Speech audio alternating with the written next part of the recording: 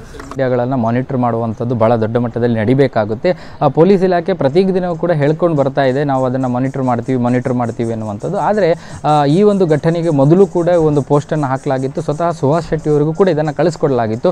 ಆ ಒಂದು ಪೋಸ್ಟ್ನಲ್ಲಿ ಮುಂದಿನ ಟಾರ್ಗೆಟ್ ಅನ್ನುವಂಥ ರೀತಿಯಲ್ಲಿ ರಿವೆಂಜ್ ತೀರಿಸಿಕೊಳ್ಳುವಂಥ ರೀತಿಯಲ್ಲಿ ಆ ರೀತಿಯ ಪೋಸ್ಟ್ಗಳನ್ನು ಅವರು ಹಾಕಿದ್ದಂಥದ್ದು. ಈಗ ಆ ಒಂದು ಘಟನೆ ನಡೆದ ಬಳಿಕ ಮತ್ತೆ ಒಂದು ಫಿನಿಶ್ ಆಯಿತು ಅನ್ನುವಂಥ ರೀತಿಯಲ್ಲಿ ಮತ್ತೆ ಪೋಸ್ಟ್ಗಳನ್ನು ಹಾಕಲಾಗ್ತಾ ಇದೆ. ಕೆಲವೊಂದು ಟ್ರೋಲ್ ಪೇಜ್ಗಳನ್ನು, ನಕಲಿ ಪೇಜ್ಗಳನ್ನು ಮಾಡಿದ್ದಾರೆ. ಆ ಪೇಜ್ಗಳು ಎಲ್ಲಿಂದ ಆಪರೇಟ್ ಆಗ್ತಾ ಇದೆ, ಯಾರು ಅದನ್ನು ಆಪರೇಟ್ ಮಾಡ್ತಾ ಇದ್ದಾರೆ ಅನ್ನುವಂಥದ್ರ ಬಗ್ಗೆ ಪೊಲೀಸರಿಗೆ ಇನ್ನೂ ಕೂಡ ಮಾಹಿತಿ ಸಿಕ್ಕಂತೆ ಕಾಣ್ತಾ ಇಲ್ಲ. ಒಟ್ಟು ಅನೇಕ ಪೇಜ್ಗಳಿರುವಂಥದ್ದು ಇನ್ಸ್ಟಾಗ್ರಾಮ್ಗಳಲ್ಲಿ ಸುಮಾರು 15ಕ್ಕೂ ಅಧಿಕ ಪೇಜ್ಗಳಿದೆ, ಬೇರೆ ಬೇರೆ ಹೆಸರಿನಲ್ಲಿದೆ. ಅದು ಎರಡೂ ಸಮುದಾಯಕ್ಕೆ ಸೇರಿದಂಥ ಕೌಂಟರ್ ಕೊಡುವಂಥ ಅನೇಕ ಪೇಜ್ಗಳಿರುವಂಥದ್ದು. ಆ ಪೇಜ್ಗಳಲ್ಲಿ ನಿರಂತರವಾಗಿ ಈ ರೀತಿಯಾದಂಥ ಬರಹಗಳನ್ನು ಬರೀತಾ ಇದ್ದಾರೆ. ಅದರ ಜೊತೆಗೆ ಅಲ್ಲಿ ಏನು ಬರೀತಾರೋ ಅದನ್ನೇ ಮುಂದೆ ಮಾಡ್ತೀವಿ ಅನ್ನುವಂಥದ್ದು ಎಕ್ಸಾಕ್ಟಾಗಿ ನಿಗದಿತ ದಿನಾಂಕವನ್ನು ಸುಹಾಸ್ ಶೆಟ್ಟಿಗೆ ಈ ಹಿಂದೆ ಮಾಡಿದಂಥದ್ದು 31 ಮಾರ್ಚ್ 2025ಕ್ಕೆ ಈ ರೀತಿಯಾಗಿ ಹತ್ಯೆ ಮಾಡ್ತೀವಿ ಅನ್ನುವಂಥ ಬೆದರಿಕೆಗಳನ್ನು ನೇರವಾಗಿ ಒಡ್ಡಲಾಗಿತ್ತು. ಅವರಿಗೂ ಕೂಡ ಅದನ್ನು ಕಳಿಸಿಕೊಡಲಾಗಿತ್ತು. ಅದನ್ನು ಅವರು ಕೂಡ ರೆಕಾರ್ಡ್ ಮಾಡಿ ಇಟ್ಟುಕೊಂಡಿದ್ದರು. ಅದರ ಆ ಫುಟೇಜನ್ನು ಕೂಡ ನಾವು ಗಮನಿಸಬಹುದು. ಅದರಲ್ಲಿ ಕೆಳಗಡೆ ಫಾಜಿಲ್ ಫೋಟೋ ಮತ್ತು ಮೇಲ್ಭಾಗದಲ್ಲಿ ಸುಹಾಸ್ ಶೆಟ್ಟಿಯ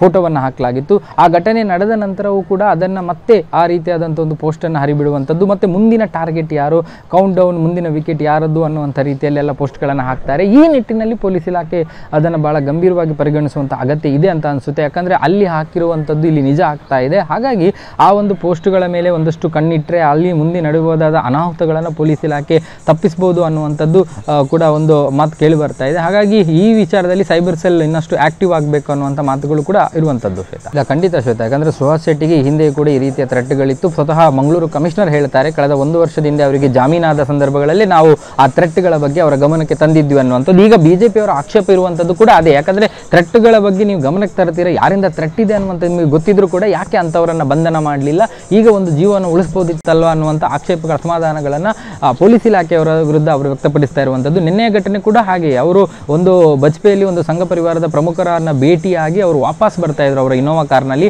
6 ಜನ ಇದ್ರು, ಇವರು ಸೇರಿದಂತೆ ಒಟ್ಟು 6 ಜನ ಇದ್ರು. 6 ಜನ ವಾಪಸ್ ಬರ್ತಾ ಇದ್ದಾಗ ಒಂದು ಶಿಫ್ಟ್ ಕಾರ್ ಅವರನ್ನು ಫಾಲೋ ಮಾಡ್ಕೊಂಡು ಬಂದಿದೆ. ಬಂದು ಇವರ ಇನೋವಾ ಕಾರಿಗೆ ಅಡ್ಡಲಾಗಿ ಇಟ್ಟು ಇದರಲ್ಲಿ ಸುಹಾಸ್ ಶೆಟ್ಟಿ ಯಾರು ಅನ್ನುವಂಥದ್ದನ್ನು ಕೇಳಿ ಇನ್ನೇನು ತಲವಾರು ಬೀಸಬೇಕು ಅನ್ನುವಂಥ ಹೊತ್ತಿನಲ್ಲಿ ಸುಹಾಸ್ ಮತ್ತೆ ಗಾಡಿಯನ್ನು ಮೂವ್ ಮಾಡಿಕೊಂಡು ಸ್ವಲ್ಪ ಎದುರುಗಡೆ ಬಂದಿದ್ದಾರೆ. ಎದುರುಗಡೆ ಬಂದಾಗ ಮತ್ತೊಂದು ಪ್ಲಾನೆಡ್ ಆಗಿ ಅಲ್ಲೊಂದು ಮೀನಿನ ಲಾರಿಯನ್ನು ನಿಲ್ಲಿಸಿದ್ರು.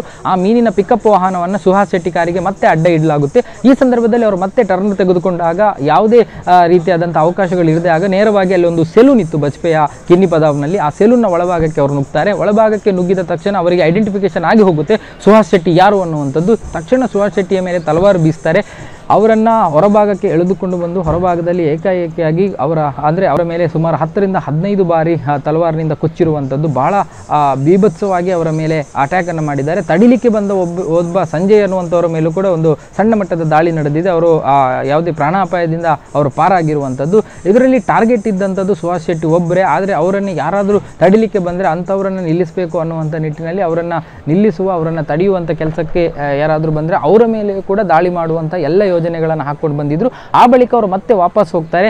ವಾಪಸ್ ಹೋಗಿ ಅದೇ ಜಾಗದಲ್ಲಿ ಶಿಫ್ಟ್ ಕಾರ್ ಬಂದು ನಿಂತಿರುತ್ತೆ. ಆ ಶಿಫ್ಟ್ ಕಾರನ್ನು ಹತ್ತುತ್ತಾರೆ. ಆ ಸಂದರ್ಭದಲ್ಲಿ ದೃಶ್ಯಗಳಲ್ಲೂ ಕೂಡ ನೋಡಬಹುದು, 2 ಬುರ್ಕಾಧಾರಿ ಮಹಿಳೆಯರು ಕೂಡ ಅವರ ಜೊತೆಗೆ ಸಂವಹನ ಮಾಡುವಂಥದ್ದು. ಅವರು ಯಾರು, ಅವರಿಗೂ ಇವರಿಗೆ ಏನು ಸಂಬಂಧ ಅನ್ನುವಂಥದ್ರ ಬಗ್ಗೆ. ಯಾಕಂದರೆ ಇದರಲ್ಲಿ ಸಂಘ ಪರಿವಾರ ಈಗಾಗಲೇ ಸ್ಥಳೀಯರ ಕೈವಾಡದ ಬಗ್ಗೆ ಕೂಡ ಅದನ್ನು ಮಾಡ್ತಾ ಇರುವಂಥದ್ದು ಶ್ವೇತಾ.